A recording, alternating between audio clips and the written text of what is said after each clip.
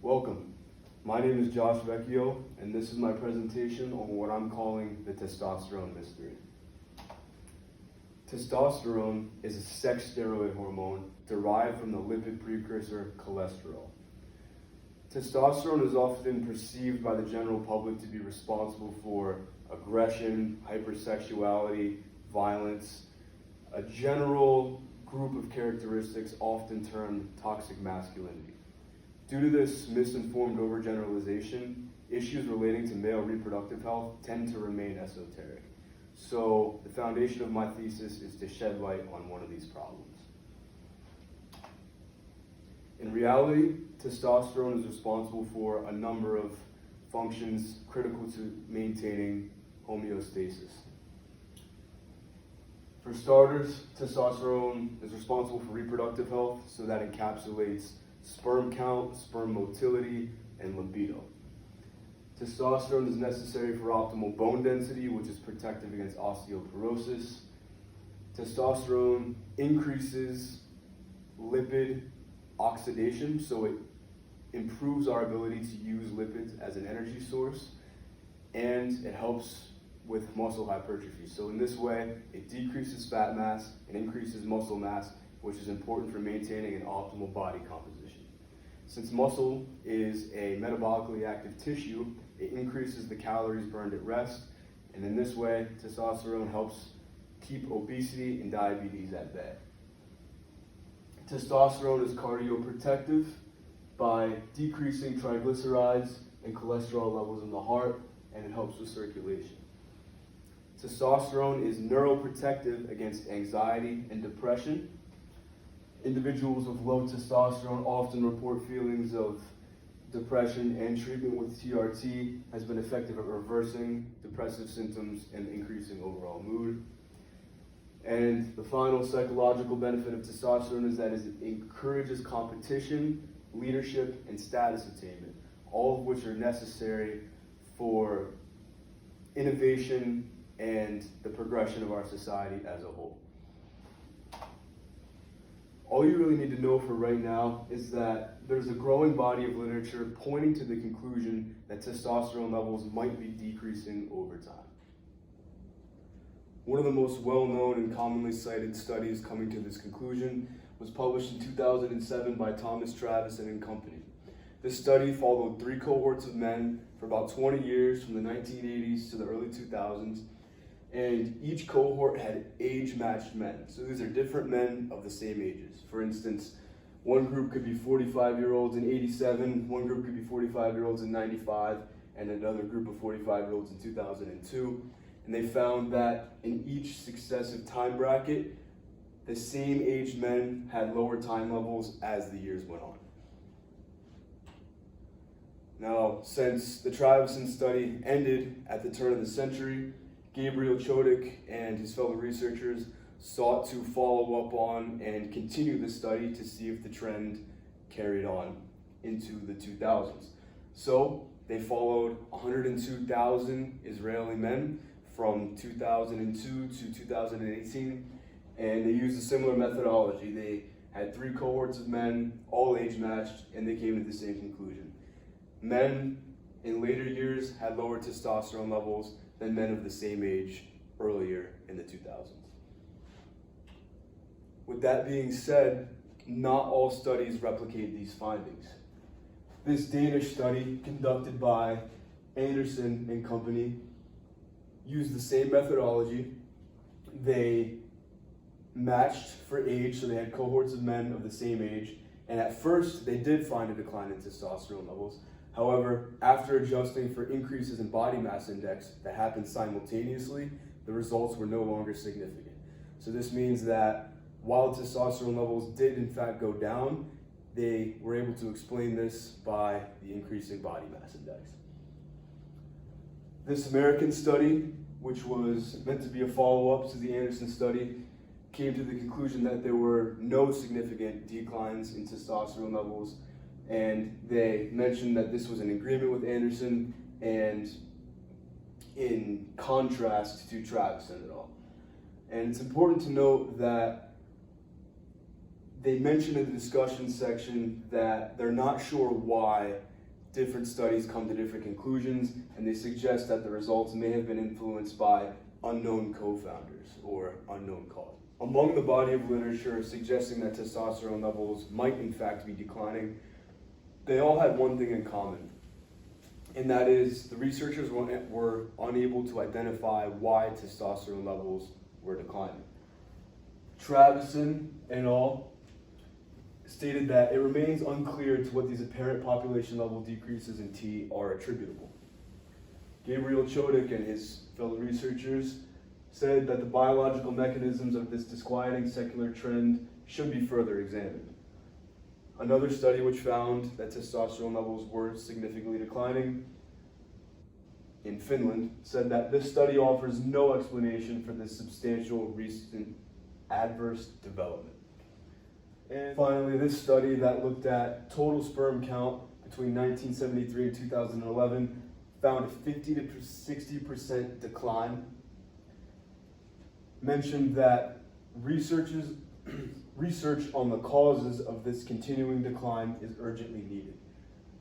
Sperm count is directly related to testosterone levels because testosterone is required for sperm production. So the overall takeaway is that although the science is conflicting and there's not a general consensus on the actual trends in testosterone levels, of the group of studies showing that T is declining, they do not know why. And this brings me to my next point. There are these chemicals out there called endocrine disruptors, which are essentially any compound that mimics or inhibits endogenous hormones in the body. And this throws the endocrine system out of homeostasis. Endocrine disruptors are classified as synthetic and organic, and the synthetics are far more prevalent in our environment today, and they're far more potent, so those will be the ones I'm discussing. Of the synthetic endocrine disruptors, plasticizers are noteworthy because of how prevalent they are. Almost everything we use today has a plastic component to it. Two of the most common plasticizers that are known endocrine disruptors are BPA and phthalates. BPA, also called bisphenol A, is a xenoestrogen, xeno meaning foreign, so it's not made in the body. Estrogen means it mimics estrogen, and it stimulates cellular responses at very low concentrations. Phthalates, similarly, are used in plastic products, and they induce alterations in puberty, the development of testicular dysgenesis syndrome, and fertility disorders through the mechanism of endocrine disruption. Another subcategory of synthetic endocrine disruptors are pesticides and some types of pollutants. So one of the most common endocrine disrupting pollutants are dioxins, which are byproducts from industrial processes, and exposure to dioxins has been known to cause neurological, reproductive, and endocrine system abnormalities. Glyphosate, one of the most commonly used herbicides in the world, is an endocrine disruptor in human cells. Now, these are just a few examples. There are many, many, many more endocrine disrupting chemicals in products we use on a daily basis. This is just a short list of some others. Endocrine disruptors of the synthetic variety have increased in prevalence over time because a lot of them didn't exist prior to the 20th century. For instance, BPA, one of the plasticizers I just spoke about, first began commercialization in the 1950s, and DDT, one of the first widely used pesticides, was used in the 1960s and 70s. So these are relatively new compounds in the history of humankind. The annual production of plastics, which contain endocrine disrupting chemicals, has grown from 50 million tons to 300 million tons since the 1970s. Pesticide use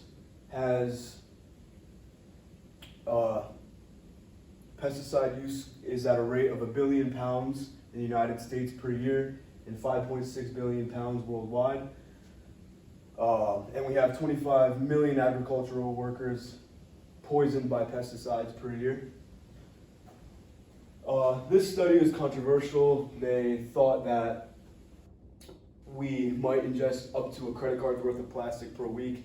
That's debatable, but the point is microplastics are being found in the human body. And this survey conducted by the CDC in 2004 found detectable levels of BPA in 2,500 urine samples in people 6 years and older. So the point is, endocrine disruptors are becoming more prevalent and they're being found in human tissues. So how are we exposed? I talked about it earlier, but pesticides leach into tap water, which we drink. Pesticides are applied to the food we eat. Our food is wrapped in plastics. We drink out of plastic water bottles. Endocrine disruptors are found in our laundry detergent, in our pillowcases, in sunscreens, cosmetics, furnitures. The carpet I'm standing on probably has flame retardants, which are endocrine disrupting chemicals, so they're used in a huge number of common products we're exposed to every day. Given the fact that, although conflicting, there is research showing that testosterone levels might be declining, and we also have research showing that there's these chemicals that disrupt our hormone systems, and they're becoming more and more common over time. My objective is to desegregate these two fields of inquiry and see if there's any connection between them. So my research question is there an association between the potential decline in testosterone levels and the increasing prevalence of EDCs over time?